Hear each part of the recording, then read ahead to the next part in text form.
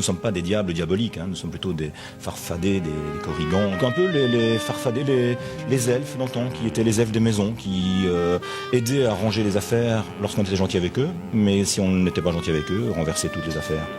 Donc on est sympa, mais sans plus. C'est pour ça que la tête de devant, par exemple, a des yeux bleus, lapsus, a des yeux bleus, et la tête de derrière a des yeux rouges, parce que le diable, c'est quand même c'est le côté bipolaire de l'individu, la dualité de l'être, et donc il y a le côté trahison, avec le côté amusant, qu'on conserve amusant. Donc il y a ce rouge dans les yeux, les cornes, la bouche, comme je disais tout à l'heure, le bleu, le blanc et le noir dans les poils, pour garder les poils de la barbe ou les cheveux, pour avoir quand même un côté humain, parce que nos diables ont quand même quelque chose qui reste humain quelque part.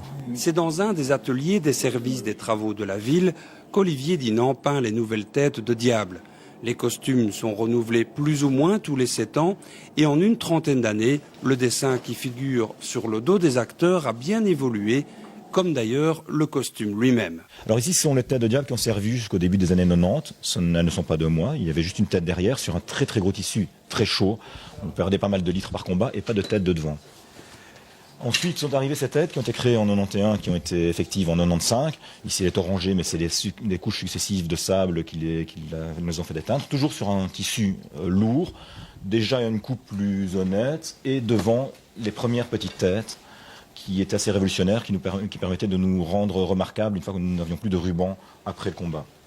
Sont arrivées début année 2000, ces têtes qui n'étaient pas aussi grossières, mais à force de retouches, on va dire qu'elles sont devenues sculpturales, mais pas dans le sens positif du terme, qui étaient déjà plus explosives, parce que justement, d'une tête dépressive, on est arrivé à une tête explosive, sympathique, puis une tête un peu plus percutante, vu la violence intrinsèque de la société, avec par contre des personnages très doux devant. Et on arrive à la nouvelle. À la déclinaison de la précédente tête, qui est une tête qui a ceci de particulier qu'elle est symétrique, c'est-à-dire que c'est 2 demi-têtes mises une à côté de l'autre, ce qui n'est pas du tout naturel. On ne va pas aller jusqu'à une ultra-violence, même si la société est de plus en plus violente.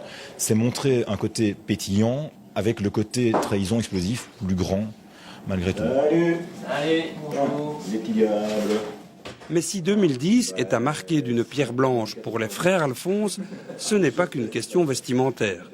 Michael sera diable pour la première fois et il retrouvera dans l'arène son frère Albert, 13 années au compteur.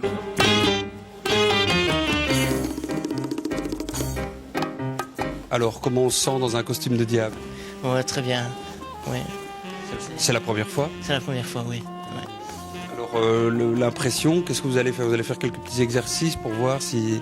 Il faut être à l'aise, c'est ça le principal. Oui, le problème, oui, c'est ça, être à l'aise et faire des cumulés. Ce qu'il y a, c'est que dans le rond, en fait, au bout d'un quart de 20 minutes, avec la transpiration, en fait, on est un peu serré dans le costume et bon, voilà, qu'il doit être un petit peu plus large, quoi. Alors, comment on devient diable et pourquoi on devient diable?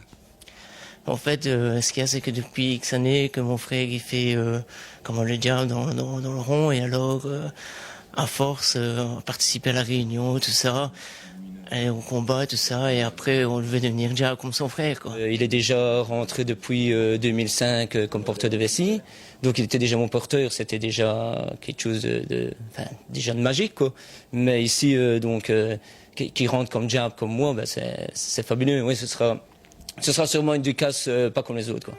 Pour Olivier Dinant, le combat 2010 sera également teinté d'une émotion particulière, mais pas pour les mêmes raisons.